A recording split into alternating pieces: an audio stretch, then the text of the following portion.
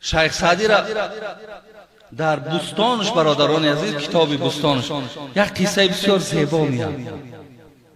انشاءالله این فکر میکنم اگر اینها را ما خوب درست هر کدامش در جای خودش اگر گوش کنیم، شاید که همون ترسی را که حاتم اصلا در زمان خودش در دل مردم احساس کرده بود، همون ترس شاید از دل ما و شما دور شود. شیخ سعدی در بوستانش میگه یکی طفل دندان برآورده بود، پدر سر به فکرت فرو برده بود، کنان آب از کجا آرمش، مروت نباشد که بگذارمش.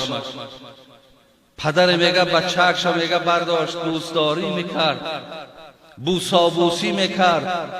بچه‌اش میگه دیگر الهامش آمد یکی خندید. پدر میگه دندانهای فرزند که دید یک باره مرده که ترسانچک بده است، مرده که بی غیرت بده است، مرده که بیچاره رزق روزی را از جانب خدا که نمیدانست است، دندانهای بچه شکیدید میگه ترس فراش گرفت، کنان آب از کجا آرمش، مروت نباشد که بگذارمش. این بچه ما صاحب دندان شده، یک پگه نان میگه، اینا من از کجا نان تأمین کنم؟ ولی بسیار ما برادرها لاف میزنیم، من نباشم اگر خدا میدانه یگان تای تو زنده نمیمونیم. یا همه برادرای عزیز، اینها همه یک سخنهای بیهوده، یک سخنهایی که از روی بگیم کبر و جهل جاهلی ما هست. الله میگه من میدانم که رزق شما در کجاست و از کجا به جای شما میآید، من این را میدانم و کنترل این الله میگه در دست من است.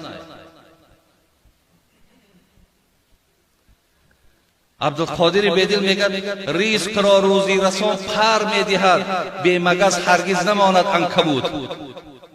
اما خانه‌های تارتنک‌ها را دیدین؟ از همینجا پشه میگه خدا رزقی او را میگه پرش میته، پریده میرود، تارتنک اونجا دا میخورش. تارتنک قوت کپیدن پشه نداره، لیکن خداوند همون را نویسانده تو طعمه همون تارتنکی، همونجا میرود تارتنک میخورش. این مردک بیچاره ترس فراش گرفت، این را از کجا من نان میتونم؟ چو بیچاره گفت این سخن نزد جفت. اگه دیگه شاید که بیچاره شرم که البته بیرون دخه همسایه را بگون، شاید یگان همسایه صاحب عقیده باشه و او آدم رزق خدا بینه که مرا مقصد مسخرم نکنه، بیای همه در خوب همی آدمی نزدیک، همی خانومی خدمت، اویله خدمت، همی را بگون که چی میگه؟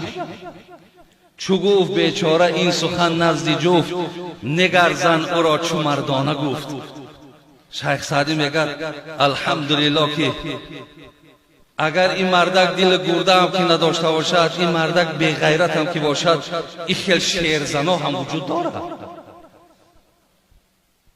نگر میگه زن او را چو مردانه گفت. چیش گفت؟ وقتی گفت زنک این بچه‌ک مصاحب دندان شده، مقصد باید نامخوری دیگر زیاد شده، این چه میکرده باشه؟ الحمدلله رب العالمین. زنبین مخور حول ابلیس تا جان دهد. مردک گفت این ترسی که طرف فرا گرفتگی این را وسواس شیطانی میگن. مخور حول ابلیس تا جان دهد، همان که دندان دهد آن نان دهد. همون ذاتی که این را دندان شداده او الکی رزق روزی را معین کرده است، تواناست آن خداوند روز که روزی رساند تو چندین مسوز. اینا مرد گفت های اون ذات میگه من توانایم، من استوارم، هیچ قدرت و قوت به من رسیده نمیتواند. تو این نسوز، تو این غمگین نشه، خدا میگه من خودم تأمینش میکنم.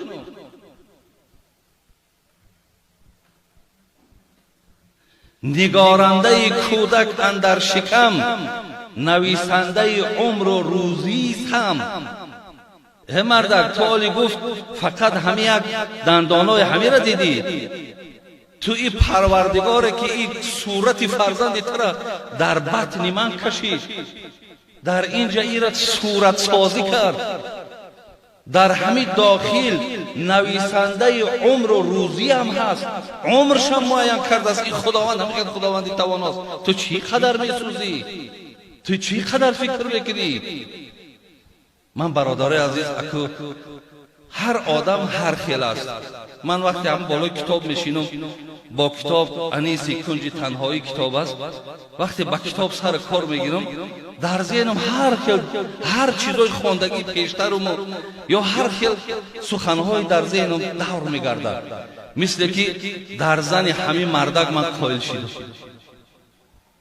گفتم ببین در هر خانه اگر همخیلی شیرزن باشه، بعضی همین مردکایی که عقیده مستحکم ندارن، همون ریسک ای کیسه خودش میبینه یا طعنه میزنه خانواده را که اولی مایم در ایجا و ایلا خدا میدانه شما چی میشین. همین خیل شیرزنا اگر باشن برادرای عزیز، انشاءالله جامعه ما چی جامعه زیبا شود.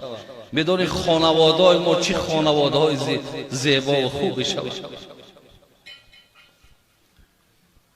از الله مهربان ما همیشه دعا گوییم که خداوند این خیل شیر زنها را در این جامعه ما زیاد کنه، این خیل زنهای با غیرت زیاد کنه. اسماء دختر ابوبکر صدیق بود، حضرت اسماء. از ما یک کم ترک از همین زنهای شیرزن برای شما یک ده حکایه بیارم. حضرت اسماء دختر ابوبکر صدیق بود. وقتی میگه عمرش به 80 رسید، عمرش به 80 رسید، مادر عایشه دیگر مادر بود. عایشه دختری حضرت ابوبکر صدیق مادر ماد، زن رسول اکرم صلی الله علیه وسلم. اسماء را مادرش دیگر بود. این اسلام که نه آورد، حضرت ابوبکر طلاق شد. وقتی همین اسماء خودش بسیار زن خادمه و خدمتکار بود، دختر ابوبکر صدیق بود. میگه وقتی عمرش به 80 رسید، در نسبت حجاج که رهبری بگه مسلمان ها بود ولی بسیار فاسق بود، ظالم کی بود، بچه اسماء عبدالله ابن زبیر بود. اطاعتش نکرد، گفت یک آدم فاسقه. گفت میرا چی اطاعت کنم؟ وقتی که این سخن به گوش حجاج رسید، مرد خیر رهبر کلانه، خب این کی از مقصد مرا اطاعت نمیکنه؟ تشکیل کرد در مقابلش جنگید. عبدالله ابن زبیر بچه حضرت اسماء را به قتل رسانید و در بند کشید. بلند، همین خیلی بلندی داود، آویزانش کرد.